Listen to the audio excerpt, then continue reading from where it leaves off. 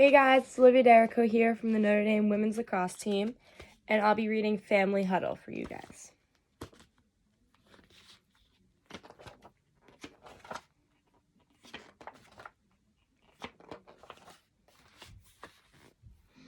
Archie was in the front yard in New Orleans playing with his three sons, Cooper, Peyton, and Eli. It was Peyton's turn at their favorite game, Amazing Catches. Go deep, called Archie. It was the boys' favorite play.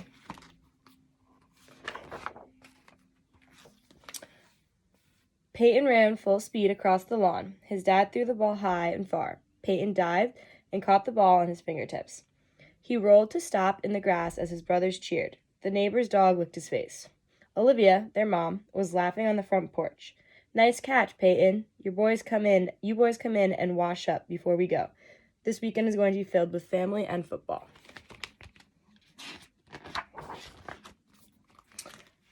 All right, boys, let's wrap up, said Dad. Come on, just one more play, shouted Eli. I'll be the quarterback. Fade route.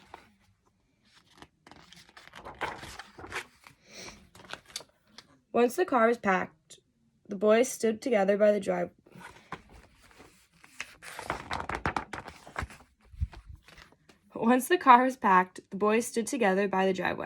The football was hidden under Peyton's arm. As their mom and dad headed toward the car, Peyton handed the ball to Eli. Peyton and Cooper ran toward their parents, distracting them. Eli ran the ball into the backseat of the car. It was a perfect quarterback sneak.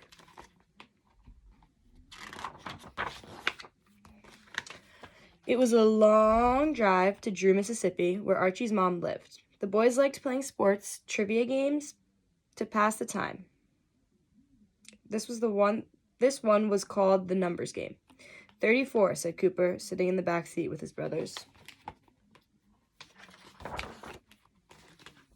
Peyton thought about it and came up with a football player who wore jersey number 34. Walter Payton, he said. Next time it was Peyton's turn. 8.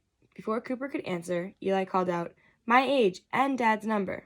Cooper and Eli laughed out loud. They played the numbers game over and over again.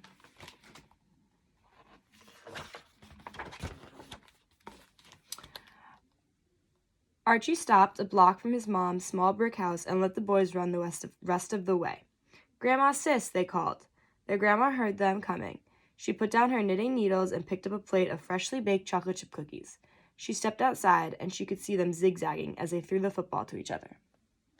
Hi, boys, said Grandma Sis. There's plenty of cookies for everyone.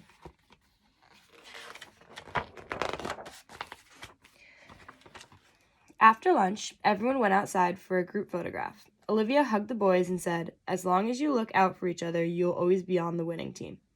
The boys giggled, and then Eli hollered to Cooper and Peyton, button hook. Then he took off across the yard. Peyton smiled as Cooper snapped the ball back to him. He knew this play. Get open, Eli, he shouted. It looked like Eli would run clear into the next lawn. Suddenly, he planted his foot and turned in toward his brothers. Hit me, Pate, he said. Peyton fired the pass. It was a perfect pass and a perfect catch. But Eli's foot landed in a puddle. Cooper and Peyton cracked up as Eli did a muddy dance. Later that afternoon, they joined a football game near the town's fire station. It was Peyton's turn at quarterback. Peyton handed the ball off to a teammate for a run around, but the play did not work. The team lost yards. Peyton looked over at the old fire truck and remembered his mother's words. Then he looked at Cooper and Eli. Eli, this one's for you, Peyton said. Ring the alarm.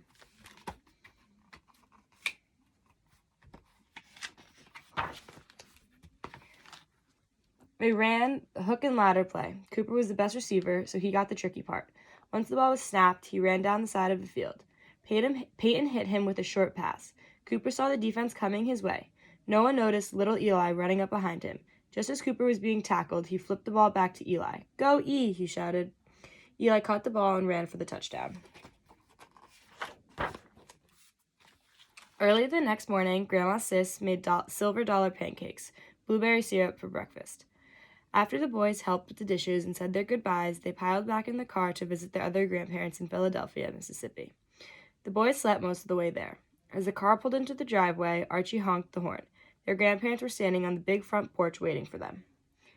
Gran, they shouted to their grandmother. Pop, pop, they called to their grandfather.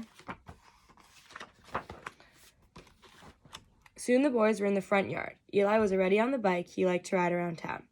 His brothers were getting ready to follow him when the postman came up with the mail. Eli pointed to the postman and hollered to them, "Are you thinking what I'm thinking?" Cooper and Peyton didn't need to say a word. They'd come up with their own hand signals for some football plays. This was one of them. The post pattern. Peyton pressed his fingers together and made a slashing motion with his hands. He motioned at an angle toward the far side of the yard. Cooper took off, using all his speed. He ran straight at first. Just as Peyton released a rainbow pass, Cooper cut in at an angle toward the center of the field. He stretched out his hands and caught the ball. Eli watched everything from his bike. He laughed when he heard Cooper call out, "The postman always delivers."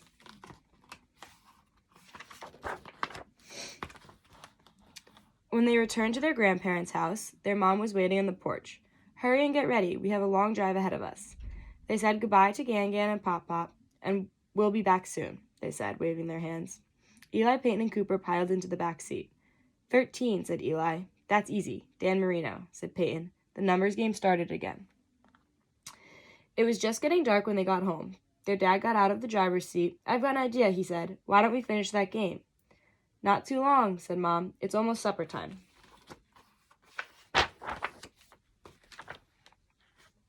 The boys looked over. Somehow their dad had gotten his hands on the football. "Family huddle," Archie called. Eli, Peyton, and Cooper ran over to him and linked arms together and listened to the play. "Break on one," their dad said, and they did. The brothers smiled and sprinted across the yard. Their mom was right. They were on a winning team. The end.